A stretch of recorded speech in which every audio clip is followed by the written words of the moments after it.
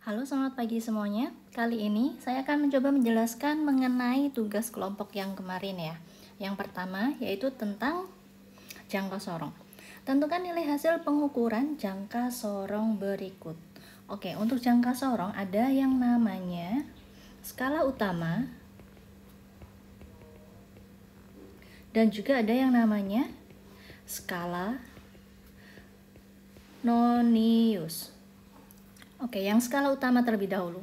Untuk skala utama kita lihat yang bagian atas ini, di mana angka 0 yang bagian bawah ada daerah sini ya. Sehingga yang bisa kita gunakan itu adalah angka yang ini. Sehingga ini merupakan ini angka 5. Ini adalah 5,5, berarti 5,6, 5,7. Berarti skala utama 5,7 cm. Setelah itu, kita lihat untuk skala nonius, kita harus mencari bagian mana yang benar-benar terhimpit. Sebenarnya kita punya dua ya, yaitu antara yang ini atau yang ini. Saya ambil di sini, yang di sini saja, kurang kecil berarti. Yang saya ambil yang ada di sini. Bu, kalau ada yang menjawab pakai ini boleh nggak? Saya dispensasi, boleh, karena ini gambarnya benar-benar dua garis ya, benar-benar terhimpit. Sehingga untuk skala noniusnya, skala nonius kita punya 1, 2, 3, 4, 5 ya. Sehingga ini saya tuliskan angka 5.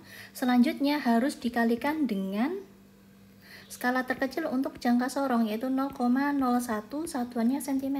Sehingga ini adalah 0,05 cm. Sehingga hasil pengukurannya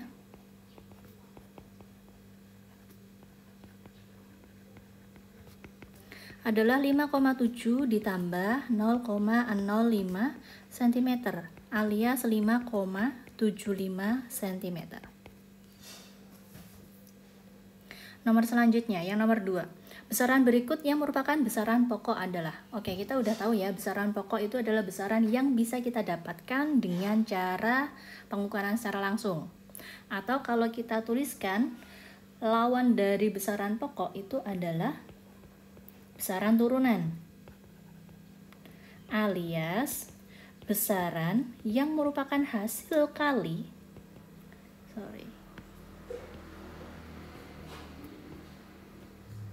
merupakan hasil kali dari besaran pokok. Sehingga kita lihat pilihan yang ada di sini, pertama panjang, ini kita ukur secara langsung, berarti ini adalah besaran pokok yang ini. Terus luas, nah kalau luas kita tahu ya rumusnya adalah panjang kali lebar. Karena luas adalah hasil kali dari dua buah besaran pokok, maka ini bukan besaran pokok alias besaran turunan. Sedangkan massa ini kita ukur dengan menggunakan timbangan biasanya, maka ini merupakan besaran pokok juga. Nah, kalau berat, hati-hati, berat itu berawal atau berasal dari massa dikali gravitasi. Sedangkan gaya itu F sama dengan M dikali A. Oke ya, berarti ini juga besaran turunan. Sedangkan untuk waktu, ini bisa kita dapatkan atau bisa kita ukur dengan menggunakan katakan stopwatch, bisa menggunakan jam juga bisa. Maka waktu adalah besaran pokok. Sedangkan untuk tekanan, nah tekanan itu berasal dari banyaknya gaya yang kita berikan pada luas tertentu. Nah, karena ini memiliki rumus gitu ya, maka ini juga besaran turunan. Sedangkan tinggi itu adalah istilah lain dari kata panjang. Mengapa? Karena ya panjang itu bisa saja saya tuliskan menjadi lebar, bisa saya tuliskan menjadi tinggi juga.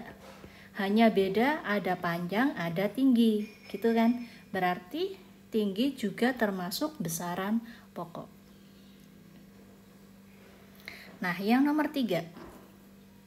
Seorang pramugari kereta api berada dalam kereta yang sedang berjalan menjauhi stasiun. Pramugari tersebut berjalan di dalam lorong kereta menuju penumpang dengan mendorong troli makanan dan minuman. Apakah pramugari dapat dikatakan bergerak terhadap penumpang, makanan yang dibawanya, dan penjual tiket di stasiun? Baik, berarti di sini kita melihat apakah pramugari itu dikatakan bergerak terhadap penumpang, makanan yang dibawanya, dan juga penjual tiket yang ada di stasiun. Berarti ada 3 buah acuan ya. Oke, bentar. Berarti jika kita melihat pramugari berdasarkan penumpang, ini berarti kan pramugarinya berjalan menuju penumpang. Otomatis pramugari bergerak. Sedangkan pramugari dia membawa troli alias makanan yang dibawa. Yang artinya ketika pramugari berjalan, troli atau makanan yang dibawa juga ikut bergerak dengan kecepatan yang sama. Yang artinya pramugari di sini dia dikatakan tidak bergerak. Yang ketiga, jika pramugari dilihat dengan acuan penjual tiket yang ada di stasiun. Nah, penjual tiket yang ada di stasiun kan sebenarnya dia diem aja ya di stasiun gitu, sedangkan keretanya berjalan terus, alias pramugarinya juga ikut berjalan jika dilihat dari penjual tiket yang ada di stasiun. Sehingga untuk yang ini kita sebut bahwa pramugari itu bergerak. Oke, bentar.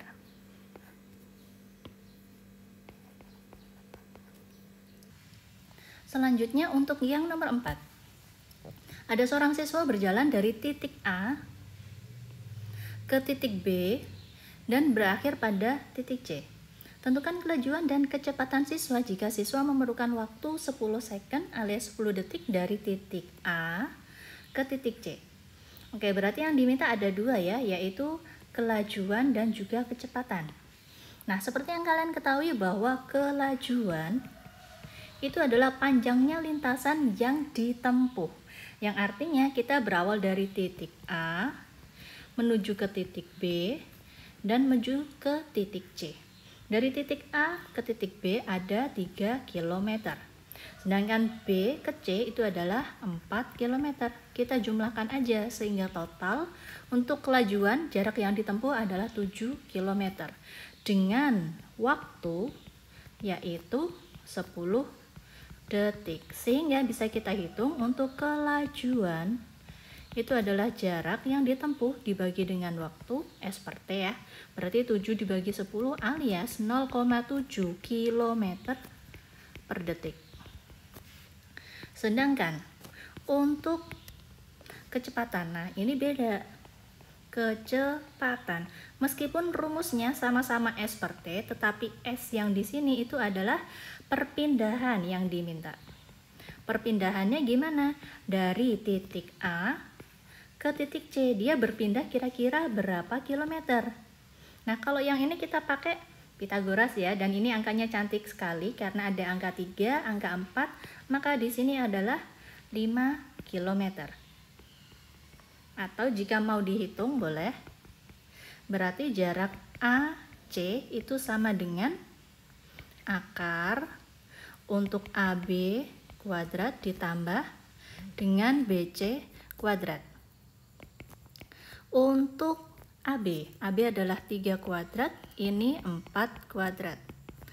Bentar ya, ini 9 plus 16 berarti akar 25 alias angka 5.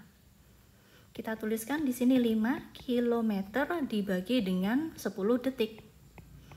Maka kecepatannya adalah 0,5 km per detik. Bu, misalkan kalau kilometernya saya ganti meter boleh nggak? Boleh. Sehingga ini akan saya tuliskan dari kilometer ke meter dikali 1000 ya. Berarti ini adalah 700 meter per detik. Sedangkan yang ada di bawah ini adalah 500 meter per detik. Udah. Nah, selanjutnya, sebuah bus kota awalnya bergerak dengan kecepatan 7 meter per second. Pada detik ke-10 kecepatannya menjadi 9 meter per sekon. Berapakah kecepatan rata-rata dari bus kota? Nah, hati-hati. Yang ditanyakan adalah percepatan. Maka rumusnya adalah A sama dengan V2 min V1 per delta T. V2 yaitu 9 dikurangi dengan 7, waktu yang dibutuhkan yaitu 10. Berarti ini 2/10 alias 0,2. Nah, satuannya meter per second kuadrat. Yang diminta percepatannya.